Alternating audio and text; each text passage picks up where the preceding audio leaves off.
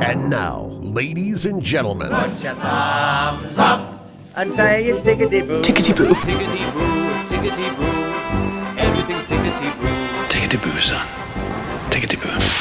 Tickety Boo. Hello and welcome to another episode of Tickety Boo. I'm here with Ian and Iona, and as always, when we kick off our batches of episodes, we start with the classic card pull. We basically shuffle a deck of cards that have questions on them. We have absolutely no idea what we're going to be talking about. So it's my turn today. I'm going to be shuffling the cards. So one of you can fight between you who's going to shout stop, but I'll just keep shuffling. I'll shout stop. Okay. Stop. Oh, okay. The question is, if you could tell yourself something a year ago, what would that be? Who's going to go first with this one? Ooh. I would tell myself to ensure that you spend more time with those people that you love. That you may think there's a lot of time, but there isn't always. So to value that, because I think so often we let time slip away, or always like struggling to find more time, or I'll see you then, or we see people that we love just at Christmas or just at birthdays, weddings, and all that. I would just remind me to spend more time with those people that are important to me. What about you, Ian? Mine would be the same as I'd probably tell myself every year, which is chill out. It'll all pan out. You know it will. Yeah. Stop listening to that negative voice in your head. You know, you came into this with a plan. You knew it wouldn't be easy. Yeah. It'll be fine. Stop telling yourself those stories. How about you, Andy? I think mine would probably be nothing changes if nothing changes. That's a good one. I can almost remember myself saying pretty much a year ago, this needs to change, I need to figure this out, I need to do that. And I think what tends to happen is when we recognise these things, we initially have this burst of like, right, I'm doing it, and then we get into it, and then quite quickly these things get dropped. I found it really interesting what you said about spending time with people, because I tend to think we take the stuff that always seems to be there for granted that it will always be there. So we just continue headlong into life, busy. But sometimes those people, as we've spoken about with yourself, they're not always there. People go, things change. And I think what we tend to do, or certainly for me, is take health. Health. Time and well-being for granted. Yes. And we tend to just push ourselves to this point of, I'll keep going till I'm broke, then I'll take some time out, and then the pattern repeats again. Yeah, I think health is a really important one there, because I've been looking at what my focus is going to be for the coming 12 months. And obviously there's work stuff in there. Only allowing myself to choose 3 so that everything I do will fit into one of those. I haven't put a family one in there, but I did put health, because I think it's so important, because without our health, I mean, I couldn't travel, I couldn't fly, I couldn't drive far, because I've hurt my back a few times. Yeah, so I would say health is up there, like right up there with like spending time with people. Yeah, I agree. I think it's something we take for granted as well, isn't it? Yeah, health is always up there for me. It helps me regulate during times of stress, which I tend to make my life stressful. It helps me regulate my mental health. And then the other thing is that I've realised is quite important is we talk about mental health, but sometimes what we don't talk about is brain health. Yeah. And your mind and your brain are 2 different things. Your mind is the organ, and your mind is sort of what passes through it. So sometimes it's doing those things that actually keep your brain in good health, i.e.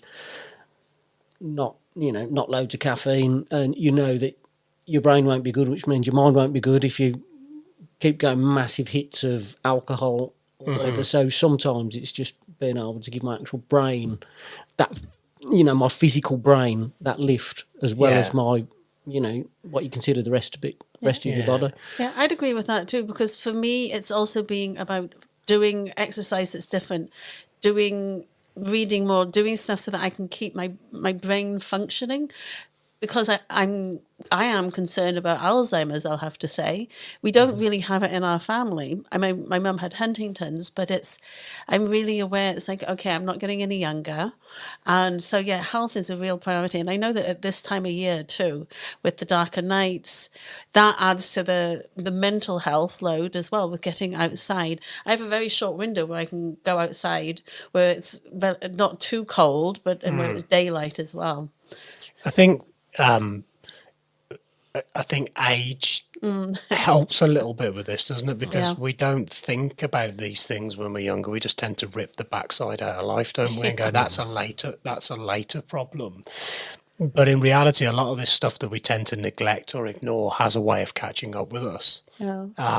And I know I can honestly sit here and say all of the things I said last year that really shouldn't have a space or place in my life this year, the majority of them have slipped through. I've not successfully executed. Because I think when it comes to this stuff, you've got to be ruthless. You know, you need to really commit to it, and you've got to make some radical decisions and choices in your life. So can we ask, what are you committing to so that you're not having the same conversation 12 months from now? Well, actually, in some of the decisions, it's not even committing to. It's the physicality, the reality of, even if I wanted to brush it under the rug and keep going, it's now not a possibility. So for me, you know, I need to learn that there's more to life than work. Yeah.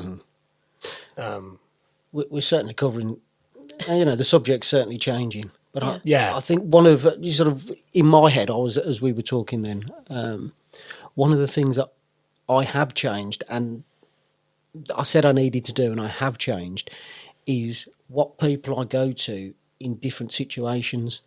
Now, I've learned now that often drinking friends they're great, they're good fun to be around, but they're not deep level friends. And you'll go to them with, you know, this time last year I did have a dip in my own mental health. I was very, very stressed about different situations, and I probably wasn't the best version of myself. But at the same time, when you're going to people and you're trying to talk to people that don't know you on that deep level, they don't understand you, and they don't react in a way or give you what you need, that environment that they provide isn't right. So there's that handful of people that you could go to that will listen no matter what and give you the straight up, tell you how it is. So that was one of the lessons that I learned and took forward from 12 months ago. It was knowing who to turn to with what situation. But do you think, you know, in all of this, we've got to take personal responsibility for the choices we either make or that we don't make? And actually, you know, I was listening to you there and you're going, I've got the finding your community, finding the right people.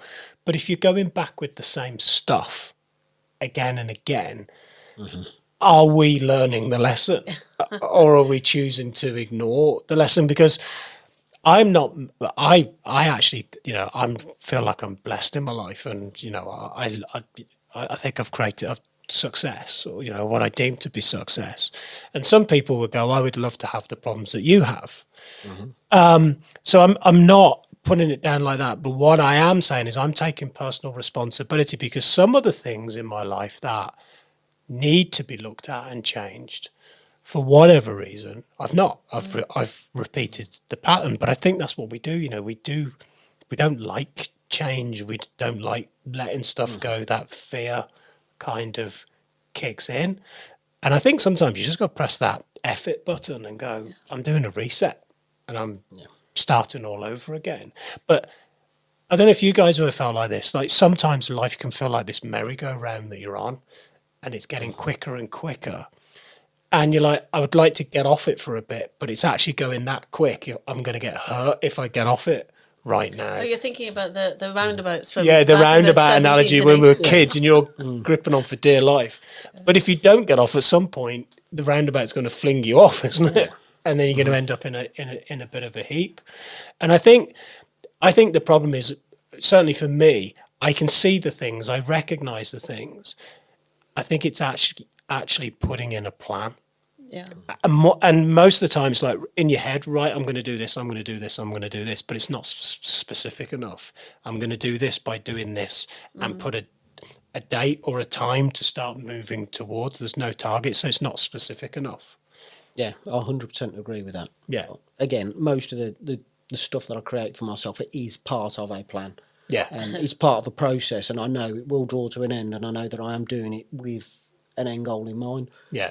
A lot of the things that happen during that journey were unplanned, but you figure it out and you get it done. But I've got to be honest, knowing that it's part of a plan makes it a lot easier to tolerate and a lot easier to figure your way through. You don't feel so lost with it. Yeah, I mean, in my other business, we've just gone through our busiest month of the year, and it's one of those in that sector. The business January, February, March goes very, very quiet. So you're grateful for a quiet sort of tail end of the year, but it's also one of those months of the year that I've grown to love and hate.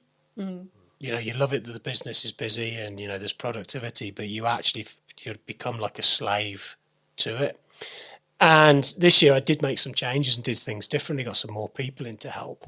And then there was one day I found myself there standing there and I'm like, I am absolutely hating this. And I started to look for blame. It's their fault because they've not done that and they should be doing it like this and da-da-da-da. And then I had a word with myself and went, this is on you, Andy. You made this choice. You've put yourself here. Stop looking to point fingers of blame elsewhere and take responsibility for it. And I gave myself a bit of a slap. And that's the hard part, isn't it? It's like, well, if you're in a place where you go, what should I have done a year ago and I've not done it, it's on you. Yeah. We blame not having resources, connections, finances, time. We'll always find an excuse to not do the thing. Well, I was having this conversation with a friend last week, and I was chatting away, and we were talking about my life and how things were. And I said one of the things that I'm very blessed is I kind of throw myself at things. So there are so many people that I meet, and I'll say, right, this is what I'm going to go and do. 12 months later, I've done it, and they've given me a list of things they're going to do. And they're still exactly where they are talking about it. And I've actually gone and done the things that I says I was going to do. Yeah. Yeah. The one thing about that is it makes people look at themselves a little bit. Yeah. But I've got to the point now where I struggle a little bit where people will say, I'm going to do this and I'm going to do this and I've got a big plan. I'm saying, yeah, that's great. And I'll have that conversation with them a couple of times. Yeah. But I get far more intrigued into a conversation where I'm in the process of, I have done this. Yeah. And then all of a sudden I'll light up because... they're actually moving and they've had that accountability and they've gone and actually actioned their plans. It's kind of quite apt, isn't it? I suppose like sometimes life can feel a bit like getting the Christmas tree lights out of the loft and you've got to untangle them. You're there with this big ball of stuff and you're like, I need to unpick all of this and get it sorted out. And some people just go, throw it in the box and go, ignore it Next or go and time. buy some new lights Yeah. or next year. Next year. And I think that's next year becomes next decade quite quickly. Time really does fly by. So what would we say to people then listening to this episode and they're in that place of like, it needs to change. I keep saying it's going to change, but it's not. I'd say action that change. Actually make the first steps towards making it happen. It doesn't have to be a perfect plan because that plan will only, once you get started, that plan will change. The most important thing is you actually go and action something, make those efforts to make whatever it is you're planning happen. Because it's that same phrase I keep using, you can't steer a still ship. Well, you have to make a choice, don't you? You do. And I think if we can... I initially start off with making it broad. So I've already shared that I've got some objectives or projects I want to work on next year. So health is one of them. And so it doesn't mean that it's just like I'm going to vaguely be healthy. It's like, okay, so what action am I going to take in the first month, like in the first week? How am I going to show up? And it can just be in little choices like, well, is this supporting my health or not? Like if I'm being invited out for a big shindig and I go, oh, well, yes, I'll come, but I'm going to drive because I'm not drinking because I'm working on my health. So then it makes it really easy to come back to what are my objectives for the next 12 months or the next 3 months. You can make it much simpler. And there is a psychology tool that people can go look up online and download, and it's called hope mapping. And you have like an outcome that you're going for, and then you get to brainstorm pathways to it and what the objections will be, and then how you will overcome that. So you're already setting yourself up for success because you've already outlined all the things that could go wrong, the hurdles. And part of that as well is finding someone who will keep you accountable, who's going to support you through this. Yeah. So it's always, So from us personally, what price do you pay from not making change, or what price have you paid in the past from not making change? Lack of growth. Right. Lack of growth, being stuck in situations where I was unhappy, and you kind of like just people. It's better the devil you know, and it's a situation that isn't great. So, but that's absolute rubbish. There is better out there. There is something that suits, and then it's a case of figuring out what's stopping you, which is what you were just saying. and what about you? Health. Yeah. My health. Health is an obvious one. I was talking to you in the car on the way here from the airport. I've literally, this is not a sympathy thing. I've just literally worked 5 weeks on the bounce with not a single day off between 3 businesses. And I'm sat here with a trapped nerve in my shoulder. I can barely feel my left hand. My knees hurt, my hips hurt, and I'm tired. And I'm like, that's on you, Andy. But sometimes you feel like, you've got all these plates and you need to keep them spinning. And you're keeping some of those plates in life. You're not keeping spinning just for yourself. You're keeping other people's plates spinning. For me, where we started the show off, and I said time with loved ones, since my brother's passing last year, I have been making that priority. And one of my friends reminded me when I was debating whether I was going to go and visit my other brother and all the nieces and nephews in Canada. And I nearly didn't because I was busy. It was between 2 other things. And she reminded me, remember you said you were going to do it every year. And I used to go and visit my mum every year until she passed. So I have been implementing that, but it's a really great reminder because life gets in the way. So I had to sandwich it in between 2 other things, zip off to Canada, and it's the best thing I did. I think you've got to get specific. Yeah. Make start with a choice and then get really specific. What does that look like? What's involved? And what's the first thing? What's the first action point? And why is it that important you to can take? you? Why is it important? Yeah. If you can't find a why it's important, then... Yeah. And I also think the other thing that will really help is getting a bit of accountability, telling somebody what you're going to do and know that there's eyes on and those people are going to go to you, oi, you said, whether that's your partner or a family member or something like that. But as much of accountability, and I 100% agree with that. So, but what about, taking people out that, the naysayers that stop, the people in your environment? I think when you first start this, you keep it very private. Yes. Because people don't like you changing. People don't like you doing things differently. And in that early stage where you're still quite vulnerable and, you're coming to terms with yourself, it only takes one person to say that thing and bang, you're back onto your normal path again. Yeah. And there always will be somebody because people see your change as a challenge to them. Yeah. 100%. And they're not the people that you want. They look inward. It makes them look inwards at themselves. And why you've all been sat in this status quo, feeding each other. Yeah. Whatever it is, whatever garbage you need to keep you in that situation. Yeah. And they might be your people now, but that environment won't help you grow. Keep it private. Be very selective on who you tell what you're doing and why. People will start to notice. And people will have good intentions, opinions, and others will have opinions based on their needs from you and actually their own discomfort in you changing. Because that means they've suddenly got to take a look at themselves or you end up removing yourself from situations. And that's where it's like throwing a stone into a pond. You get the ripple effect going out and some people don't like that. Exactly. So, but as you grow, your circle changes. Yeah, and it's a great it's a great way to sort of sort out who your people really are, because you'll get those that champion your successes, those that will brush them under the table, but they'll look to pick out every negative, every failure. They'll look to pick it out, and then you get other people that will champion everything that every success, and they'll love to see you grow, and they're your people. Yeah. Absolutely.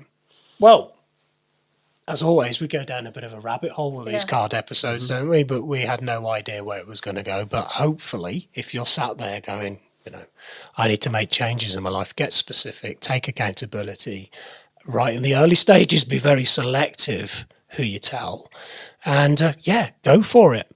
As always, we hope you've enjoyed this card pull episode of Tickety Boo, and we look forward to catching you in the next episode.